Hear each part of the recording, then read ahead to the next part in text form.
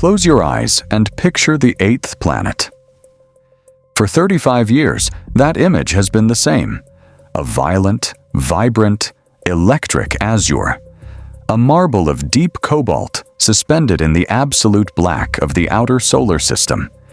It is the most beautiful lie in the history of space exploration.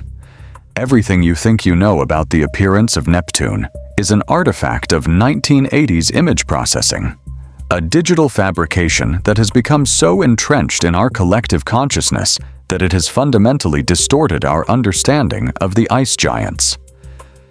For 3.5 decades, we have been looking at a digitally enhanced version of the planet that doesn't reflect its true appearance. In January 2024, the illusion finally shattered.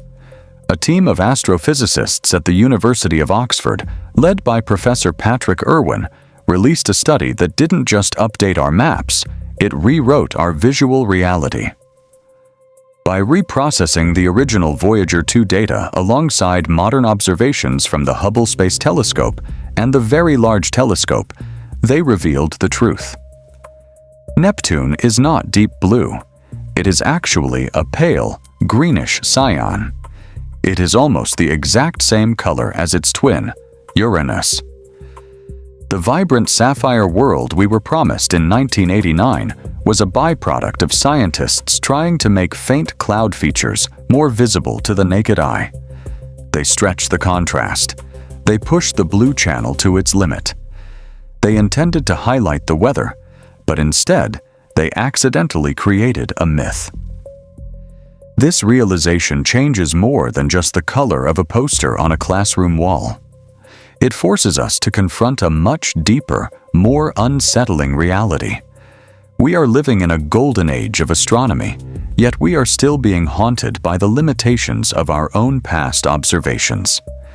If we were wrong about something as fundamental as the color of a planet, what else have we missed in the freezing, light-starved depths of the outer rim? The lie of the color was just the first domino to fall. For years, the scientific consensus was that Neptune was a lonely internal engine, a world driven by its own mysterious heat, largely indifferent to the Sun that sits nearly 3 billion miles away. At that distance, the Sun is little more than a bright star in the sky, providing 900 times less light than it does on Earth. We assumed Neptune was too far away for solar radiation to dictate its behavior. We were wrong. Recent 30-year longitudinal studies have revealed that Neptune is essentially a solar puppet. In 2019, the planet's massive, high-altitude clouds simply vanished. They didn't just dissipate, they evaporated into nothingness. When researchers cross-referenced this disappearance with the 11-year solar cycle, the correlation was undeniable.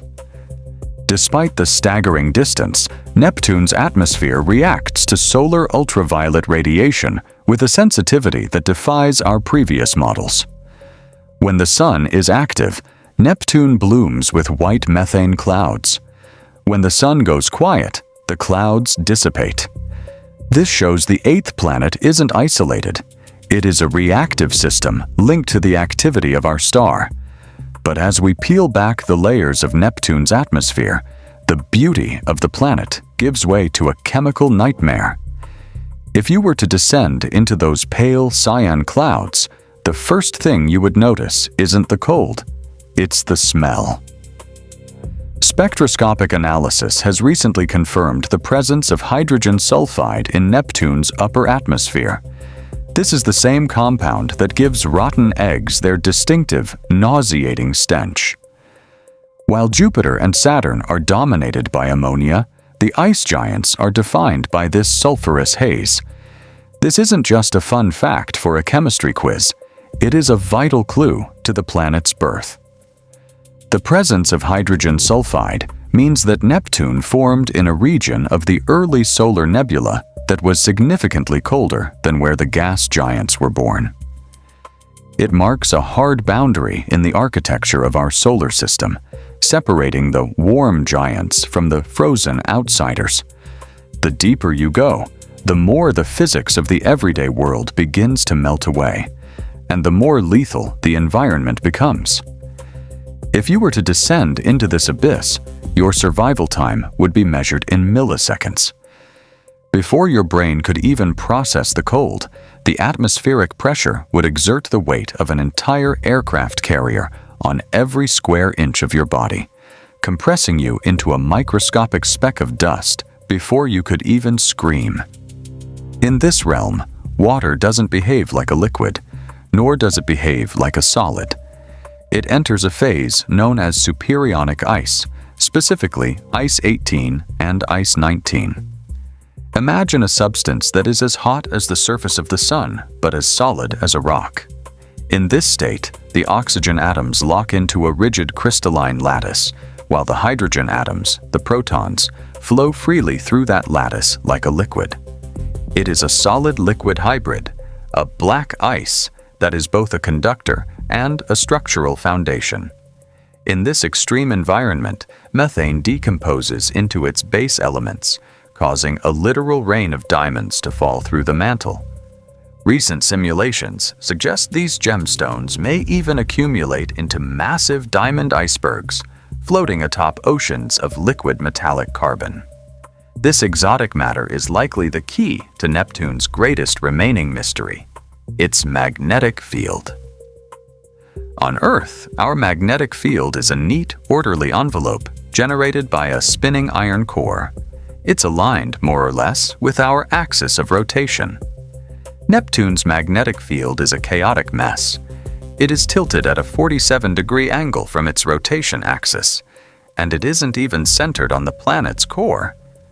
It is offset, leaking out of the side of the planet like a cracked battery. For years, we couldn't explain why.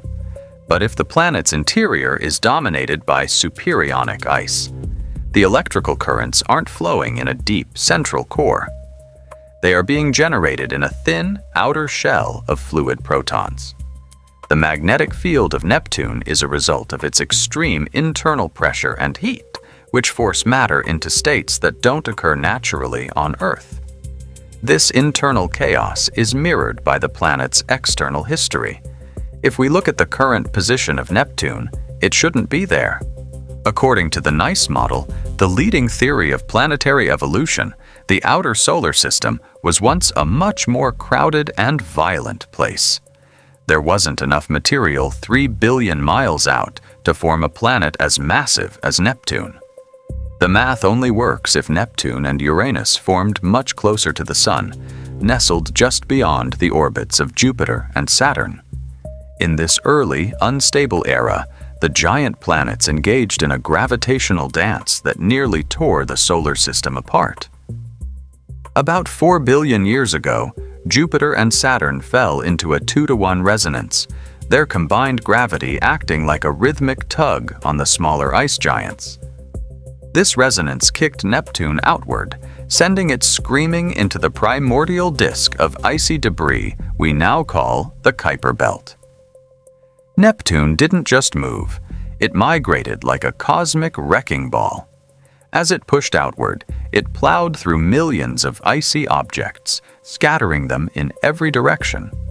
Some were flung toward the Sun, contributing to the late heavy bombardment that scarred our moon. Others were pushed into the distant, frozen graveyard of the Oort cloud, and some were trapped. Pluto, for instance, is locked in a gravitational dance with Neptune, a permanent prisoner of the planet that pushed it into the dark. But the most shocking part of this migration is the planetary swap. There is compelling evidence that during this migration, Neptune and Uranus actually switched places. Neptune, which started closer to the Sun, vaulted over Uranus to take the 8th spot.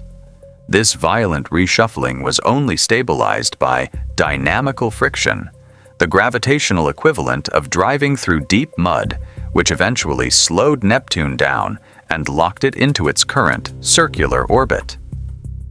This history of violence is still visible today in Neptune's moon system. Most planets have moons that formed alongside them, like a miniature solar system. Neptune has Triton. Triton is a freak of nature. It is the only large moon in the solar system that orbits its planet in the opposite direction of the planet's rotation, a retrograde orbit. This is a smoking gun for a planetary kidnapping. Triton was once a dwarf planet in the Kuiper Belt, a twin of Pluto, until it wandered too close to the migrating Neptune. Neptune's gravity snatched it out of the void, but the cost was total. The capture of Triton would have sent Neptune's original moons into a chaotic frenzy, causing them to collide and grind each other into dust. Out of that dust, new moons were born.